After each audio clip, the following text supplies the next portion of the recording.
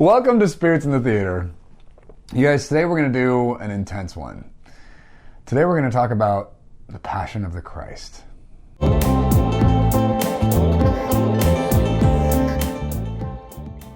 So this movie came out when I was in high school. I think I was like a sophomore or junior. I went and saw it with the small group that I was a part of. So a bunch of guys from my church, we went and saw it together.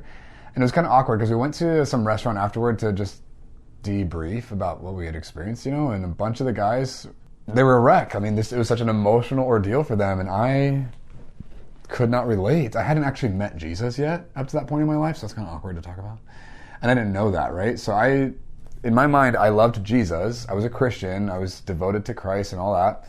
It even sounds weird to say it like that, right? But anyway, we watched the movie. I didn't shed a single tear, and I was prepared. I was like, I heard the people cry, it's gonna be intense, and I was like, oh, and I kind of gritted myself through it because it's brutal, but I wasn't moved emotionally. So it was awkward when we were debriefing afterward and just hearing some of these dudes share like how they were a wreck, and it was just kind of implied or assumed that all of us, of course, were weeping the whole time, and I was like, oh, this is awkward because I didn't shed a single tear. I think I might have teared up at one point a little bit, but I remember being surprisingly emotionally unaffected by the movie the first time I saw it, and I was like, oh, this is awkward.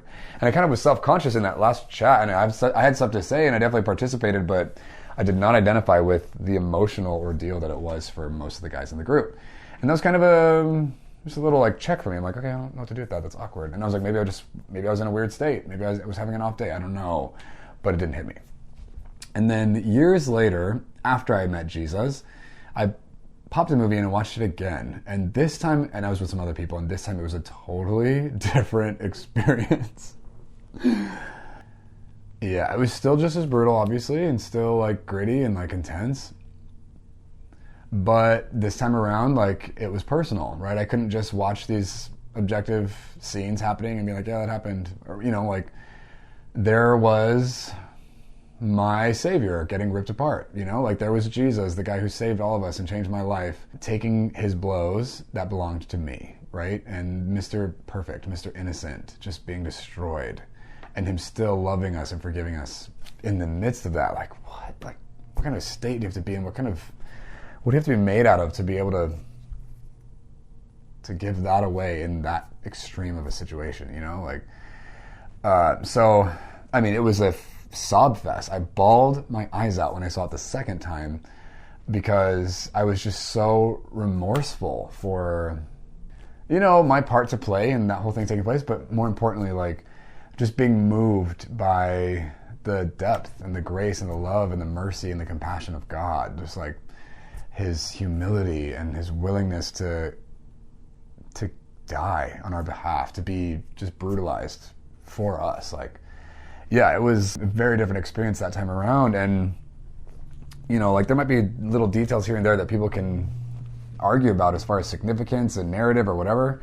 But that stuff notwithstanding, like, I'm grateful that Mel Gibson put the effort into depicting the brutality of what it would be like to crucify somebody, especially what Jesus went through. It's brutal to watch, but sobering, right? And just being able to have a bit of more of a emotional, visceral experience to what we read about. Because it's one thing to read what they did to Jesus in a text, right? It's another thing to visually witness what it must have been like, or an idea or rendition of that. And it's like, shoot, this is so intense.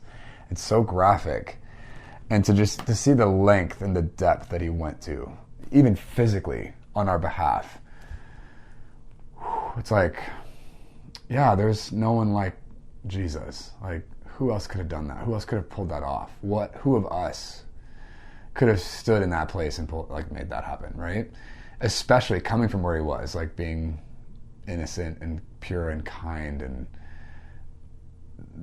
the righteousness of God, like contending for us, advocating on our behalf for our liberty and our freedom and our pardon. Yeah, it was an emotional experience. And I imagine if I were to watch it again, and I haven't seen that movie multiple times, this is probably, I think, twice. To watch it again, I bet would be an emotional experience. And I think that it's probably a good idea to see it every once in a while, just to check back in. It's important for us to remember the gospel, to be reminded of what Jesus did. I don't know that the Passion of the Christ is the version of that we need to see all the time, but every once in a while I think it's probably a healthy diet of just remembering what he did, what happened there, what that means for us, and getting reminded of the significance of what we get to enjoy on a daily basis, the freedom, and not just like civil and, you know, like emotional freedom, but like the spiritual liberation that we get to enjoy and the empowerment therein, and what that means for us, the significance and the preciousness and the sacredness of daily life, just the fact that we're still alive, we're breathing, and we're free.